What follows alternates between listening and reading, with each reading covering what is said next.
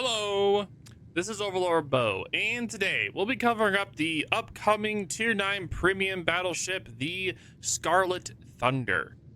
The Scarlet Thunder will be sold during the Retrofuturism event as part of the Random Bundles pack. Each bundle costs 2,000 doubloons and may contain the ship or retro tokens. Alternatively, you can get her in the Admiral pack in the premium shop for $138, which includes the ship, a 10-point captain, 30-day booster mission, and other goodies. As always, I'll be going over my recommended build, general characteristics of the ship, and what I think of her performance overall. Let's start with the captain build, which will be shown on the top right. You guys can pause this video anytime and take a look at that whenever you'd like.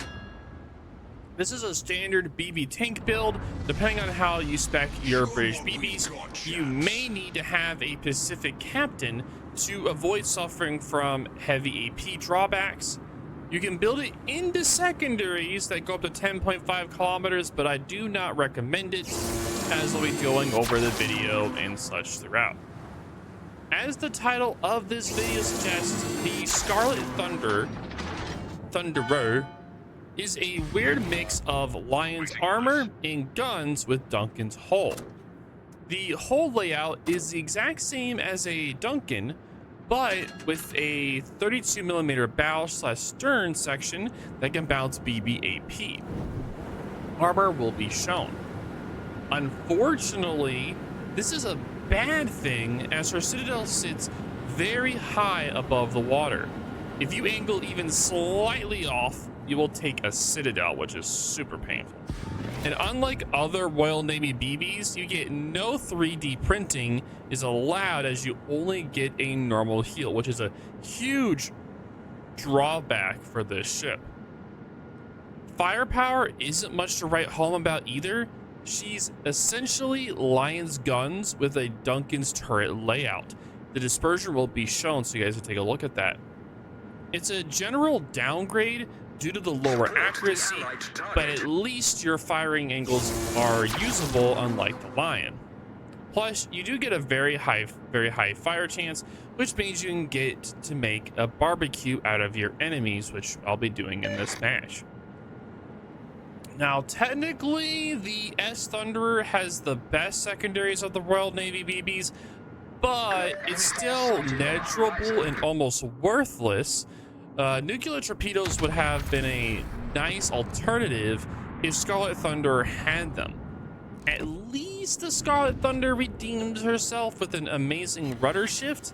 With a 9.7 second rudder shift time, is by far the fastest in the game and helps a lot in, the just dodging torpedoes mechanic. Now, combined with a 32 knot top speed, it is surprisingly difficult to torp a S Thunderer. The only other good thing about the Scarlet Thunder is her amazing anti-air. With an amazing mid-range DPM and DFAA, the S Thunderer will wreak havoc on enemy plane reserves. This doesn't actually stop strikes though, but it will but the CV will still deal heavy damage if you aren't careful.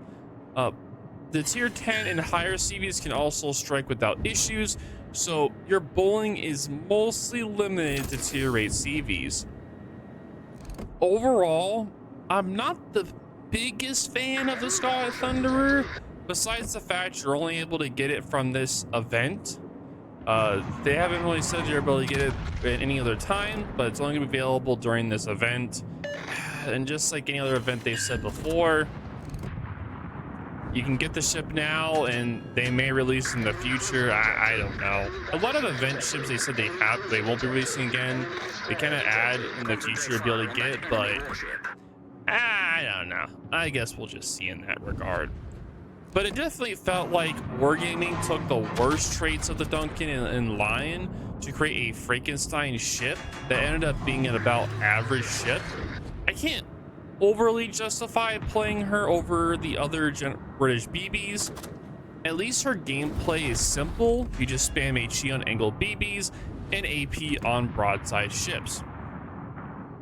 the Scarlet Thunder has the same playstyle of the British Conqueror line. If you enjoyed playing that line in particular, you'll definitely enjoy playing this ship at least. So there is that to look forward to if you do get her.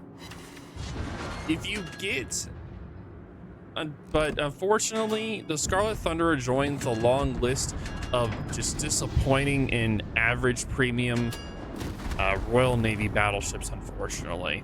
And I mean premiums are the ones you could buy, not like the steel one, which is the incomparable, which is awesome. If you get lucky with random bundles, then by all means, take that 90% discount, but she isn't worth buying otherwise. The only redeeming quality is the amazing camo and animations that come with the ship when the ship heals, and when you get kills, the front lights light up, which is super cool. And I mean the lights that are on the bow, they kind of light up when you get kills. So when you have a kill, it shows 1. You have 2 kills, it gives more. Sorry, when you have 1 kill, it goes like a 2. It gives more and more and more, and the more kills you have. So it's a really cool feature for that. The ship also has a pretty nice horn as well, which I'm a huge fan of as well.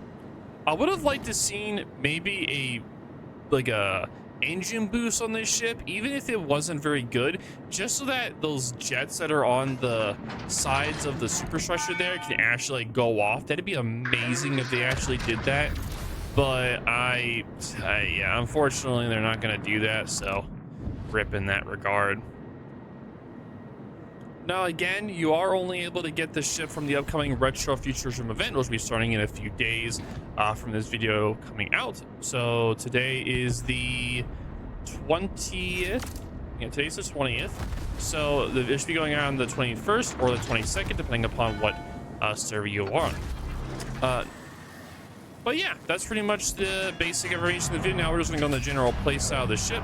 So overall, I would say this general playstyle of the ship is, say, if you've played, pretty much if you played a Lion before, the tier 9, actually, no, you can't. I can't really do that.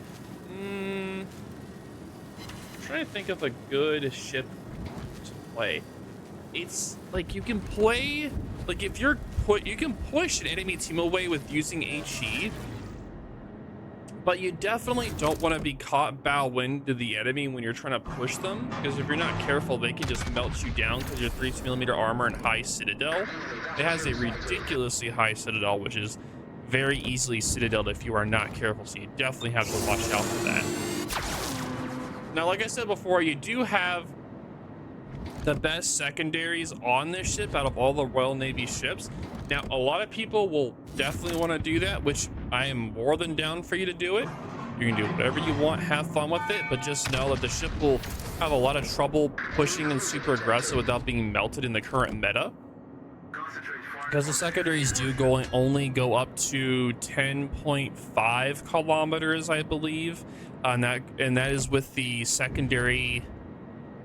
That is with the secondary flag, the module, and the captain skill. So you get spotted around 12.5 or 12.9 kilometers, I believe, is around what it is. I always forget the exact number. Someone can probably tell me somebody will probably tell me in the comments what it is. I always forget the exact number. But you have like a 2 kilometer concealment difference from secondary difference. So the enemy is able to turn out and get out of your secondaries by the time you're able to actually push.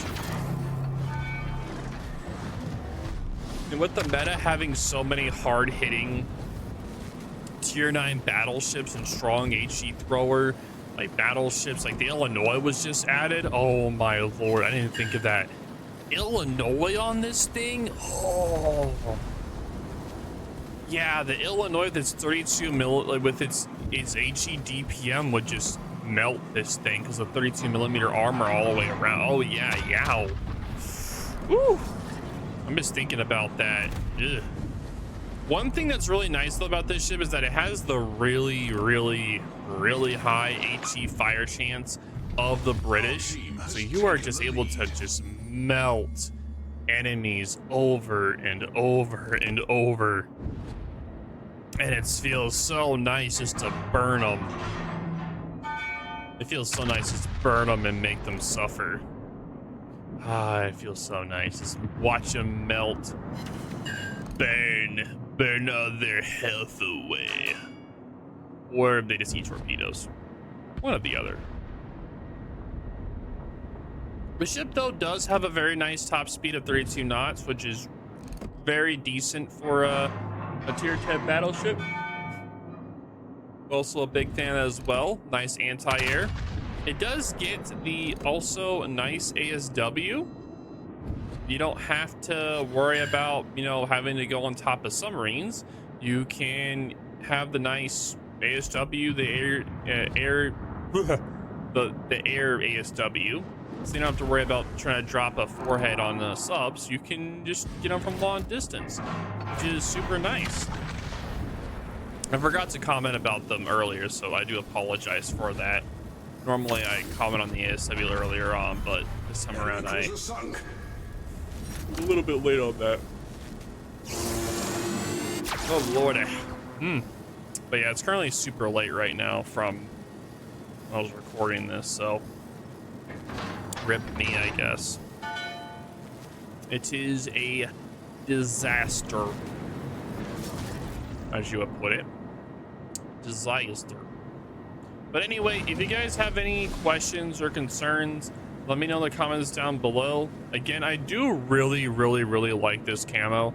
I wish they had more camos like this that kind of showcase like your in-kill actions or kind of cool healing mechanics and stuff like that. I wish they had more of that in the game rather than having it behind this kind of event paywall kind of thing. It'd be nice. It's like, oh yeah, here's a new camo for this ship that's super cool. I know that they're also adding some cool camos for the Prusian for this event as well, which also looks pretty dope. I was pretty happy with the way the Prusian one looks. Pretty nice. Also, the horn also sounds pretty dope as well. I was pretty happy with the horn as well. But anyway, if you guys have any questions or concerns, definitely let me know in the comments down below. But yep, this is Overlord Bo, and I will talk to you all later.